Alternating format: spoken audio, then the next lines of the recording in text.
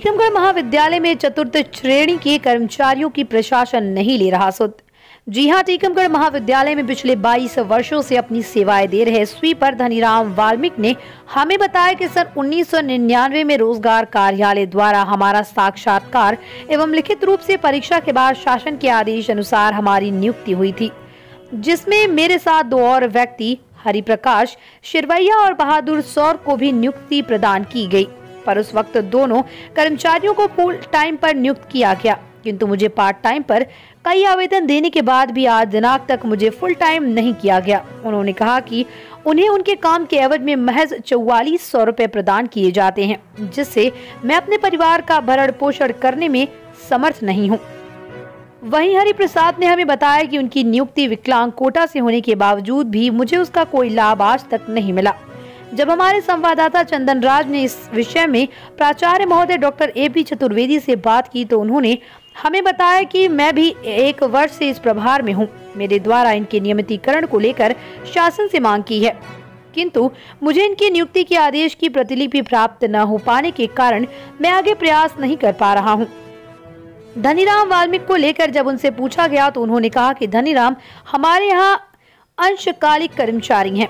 इनकी स्थायी नियुक्ति के अभी कोई आदेश नहीं है, किंतु अगर ये हमें आवेदन देते हैं तो मैं इनको पुनर्कालीन हेतु शासन को अग्रेसित करूंगा। IN7 न्यूज के लिए टीकमगढ़ से चंदन राज उठमालिया के साथ मनीष सोनी की रिपोर्ट। क्या नाम है आपका? हरिप्रकाश सरवैया। क्या परेशानी है आपकी?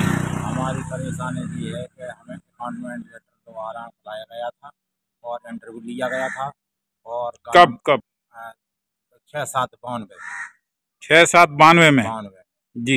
और हमारी नियुक्ति करी गई थी 7 तारीख को। नियुक्ति किसके आदेश से हुई थी आपकी? ये गवर्नमेंट के आदेश से जी। और चयन कमेटी द्वारा हमें यहाँ पे नियुक्त किया गया और अभी तक उन लोगों ने हमारी कोई परेशानी हल नहीं की और ना हमें कोई लाभ दिया। और विकलांग पद पे हमारी नियुक्ति की गई थी। आज ये कह रहे हैं 28 साल बाद आपकी पोस्टिंग नहीं है, जगह। कौन कह रहा है आपसे? यहीं प्राचार्य कह रहे हैं। प्राचार्य कौन है यहाँ के? AP चतुर्वेदी।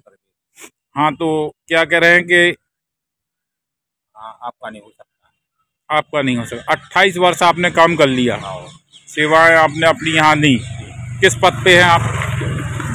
फर्रास पद।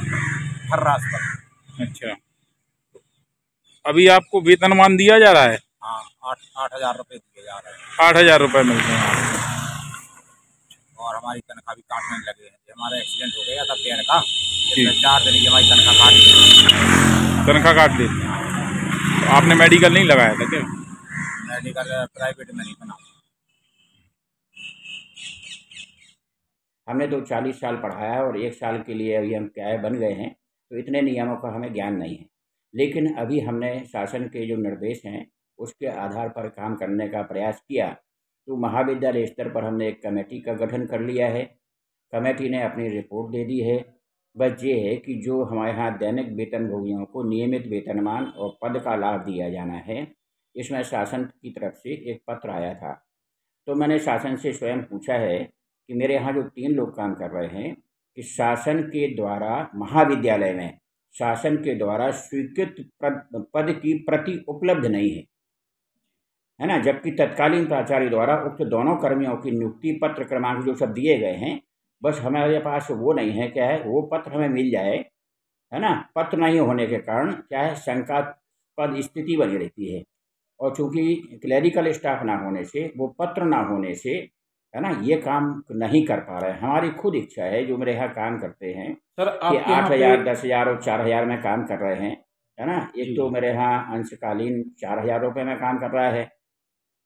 उन्हीं का सर मैं आपसे पूछना चाहता हूँ, जो धनीराम वाल्मीकि हैं, 99 में रोजगार कार्यालय द्वारा उनकी नियुक्ति की गई थी।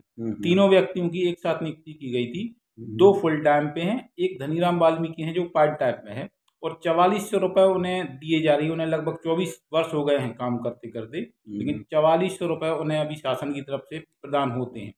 तो सर, क्या ऐसा नहीं हो सकता कि उनकी कुछ सहायता हो पाए शासन द्वारा? आप लोग मांग करें कि इन्हें जो है फुल टाइम किया जाए। इनके भी बच्चे हैं, 2 बच्चे हैं उसके, बड़ी मुश्किल से वो अपने परिवार का भरण पोषण कर पा रहा है, क्या उनका भविष्य होगा?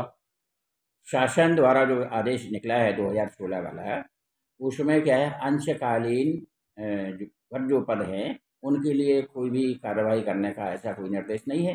और मैंने बताया कि मेरे यहाँ क्लरिकल स्टाफ ना होने से ये बड़ी समस्या हो रही कि हमें कोई भी आदेश यदि चाहिए है तो हम कहाँ से लाएं, क्योंकि हम तो बताया ना कि हम 40 साल पढ़ाते पढ़ाते मुश्किल से यहाँ पोस्ट बैठ गए, तो जितना हम अभी सीख पा रहे हैं और कर पा रहे हैं वो हो रहा है ना। अंशकालीन के लिए अभी कुछ नहीं है। धनीराम वाल्मीकि जो मेरे यहाँ काम कर रहा है वो अंशकालीन काम कर रहा है, उसको मुश्किल से घंटे 1.5 घंटे के लिए ही वह काम करने आते हैं। हम तो खुद कहते हैं कि आपने जितना तुम्हें पैसा मिलता है भैया उतना काम करो, बकाया अन्य ऐसा कुछ काम कर लो। तो हमारे यहाँ वो 9:30 बजे करीब आता है और 10 बजे करीब ऐसे वो चला जाता है, क्योंकि वो अंशकालीन है। हमें तो खुद लगता है कि इतने पैसे में उसका क्या होता हो, लेकिन शासन की कोई नीति नहीं है। हाँ, ऐसा होता है कि धनीराम वाल्मीकि जब भी अपना पत्र लेकर के आते हैं तो हम उसको शासन को अग्रेसित कर देते हैं कि सहानुभूतिपूर्वक विचार करने का कष्ट करें। धन्यवाद।